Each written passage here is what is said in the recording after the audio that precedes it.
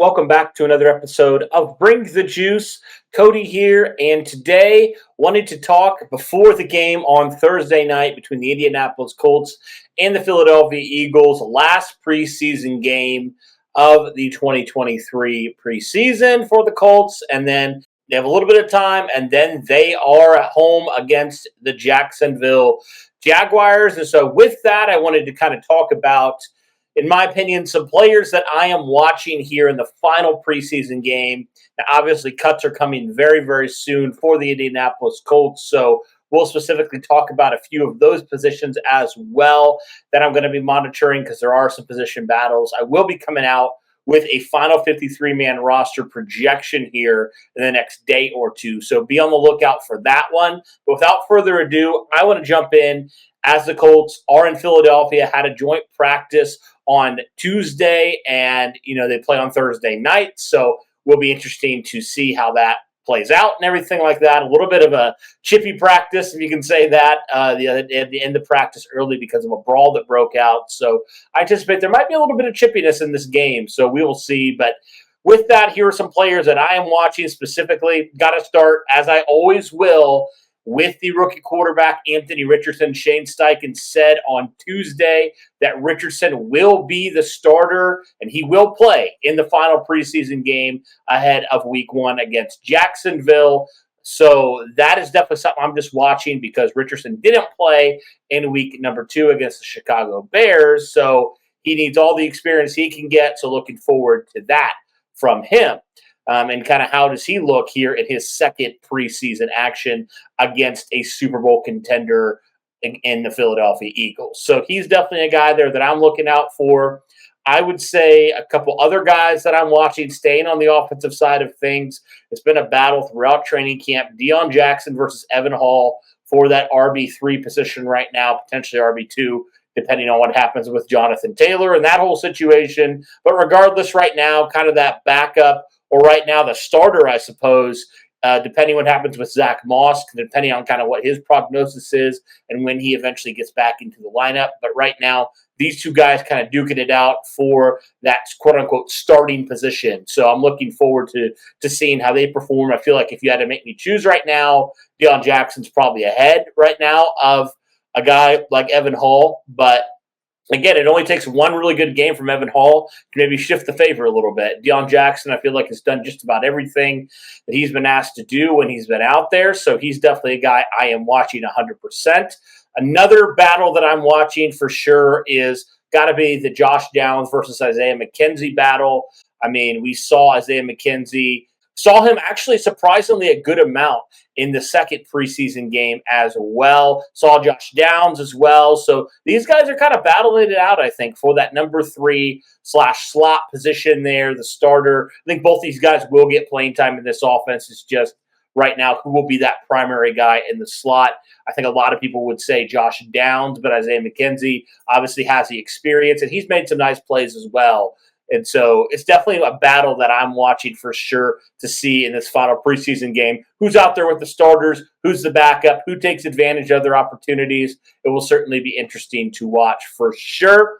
Got to talk as well about the tight end position. The Colts got back some key players at the tight end position on the Tuesday's practice. They got back Mo Alley-Cox, and they also were able to get back Drew Ogletree as well, who had been dealing with some issues. So definitely going to be watching that. I don't think Jelani Woods will play. He's been out dealing with a hamstring injury for it feels like forever. So he's really the only tight end still out. But I'm really interested in this kind of battle because there's a ton of guys for only a few positions here on the tight end position.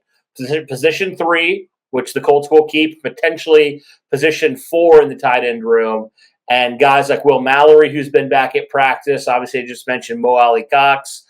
Drew Ogletree, and some other guys as well in there. Pharaoh Brown, I know, is a name that's in there. So there's a lot of different guys competing here. And so I'm just watching all these backup tight ends to see who really proves their worth and proves to Indianapolis that they deserve that 3rd and potentially 4th roster spot. So definitely going to be watching the tight end position in this game very, very closely.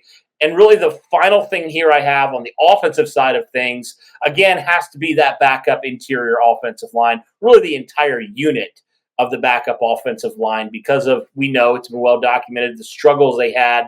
Seems like they had a little bit of issues with Philadelphia. So that's one thing definitely going to monitor. They had a nice bounce back game. I felt like the second unit did against Chicago. Again, it was against Chicago's backups. So, take that as you will. But do feel like this backup offensive line, guys like Emil Ekiyor, different guys like that need to prove their worth, and they could really easily find themselves on the outside looking in, because the Colts have a high waiver priority this year. You think there's going to be some guys that might get cut, some quality offensive linemen that the Colts are going to look to add and could potentially push them off this roster. So they are literally fighting for their roster lives right now on this squad, and they need to prove that they have a future with this team, or you're going to get replaced very, very quickly if you do not perform. So looking at this backup offensive line, how do they perform? I think if they have another bad day, another stinker, the Colts will look, I think they should either way, but I think it would almost force their hand to have to, fill some positions. So really looking to see how that pans out for sure. So backup offensive line. And then I don't have as many on the defense, but I wanted to talk about and highlight a couple of them. I talked about it in the last one. The backup interior defensive line, DeForest Buckner did return, but these guys will still need to compete and battle it out. Guys like Taven Bryan, Adetomiwa Adebawari, all these different dudes. There's so many guys I probably missed, but there's a lot of guys. Similar to tight end, there's a lot of guys for only a few positions here. So really intrigued to see which guy, really competes and which guy really shows that they deserve that roster spot, kind of that primary guy behind Buckner and Steward in the middle. So looking forward to seeing how that kind of pans out as well. The backup interior defensive line, really looking at that. And then I would say a player that I'm highlighting is Grant Steward. He has been an absolute machine. He has just been everywhere. The hair's flying. He's making tackles. He's making plays. And he's, I think, kind of shown like he can maybe do a little bit on the field more than just a special teams guy. And obviously with Shaquille Leonard dealing with that concussion, it makes you think like a guy like Grant Steward could easily become a very valuable piece on this defense. And it's good to see him getting more opportunities. I'm looking forward to see him playing again, seeing that wild hair flying, seeing him flying to the football. You'll love those type of players. And if Grant Steward can continue to prove that he's a player worthy of, he's going to make the roster. I don't have any questions for his prowess on special teams. But if he can prove that he's even worth more, that is so valuable. Similar to what Zaire Franklin did for years. He was a special teams guy for years, got his opportunity last year, and really showed that he deserves more of an extended look at actual starting reps in this linebacking core. So maybe Grant Steward, if opportunity presents itself, he says, all right, I'm going to go out there, and he proves that he's worth more than just a special team spot on this roster. And then I have to talk about, to kind of close it out, round it out here, talk about the young DBs. There are a ton of young guys here that I'm specifically looking at.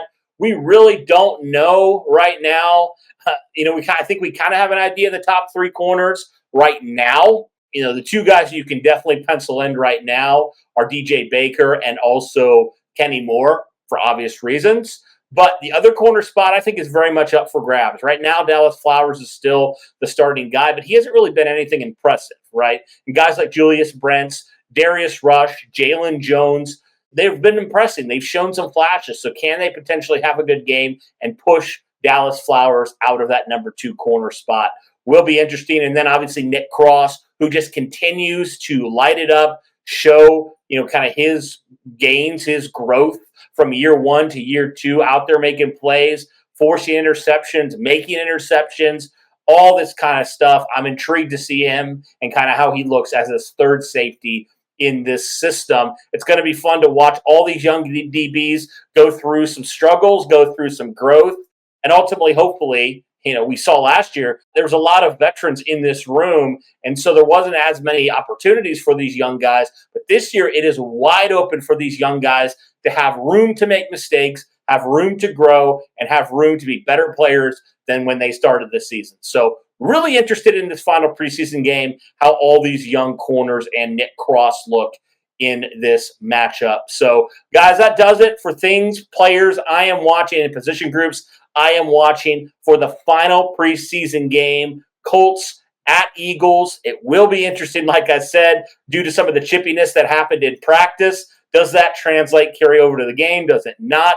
Not entirely sure yet. But, guys, let me know your thoughts overall on these players and these different position battles that I talked about. Let me know your thoughts in the comments below. But that will do it for this one, guys. Thank you so much for tuning in. Really do appreciate all your support. You guys make this thing happen. You guys are the best. If you are new to the channel, or maybe you're a returning person that's watched some videos, we'd love if you considered to subscribe, like, all that good stuff. Turn on the notification bell so that you are in the loop when we drop more Colts content. We'd greatly appreciate it. But that will do it for this one, guys. Thank you so much, as always. And as always, guys, go Colts.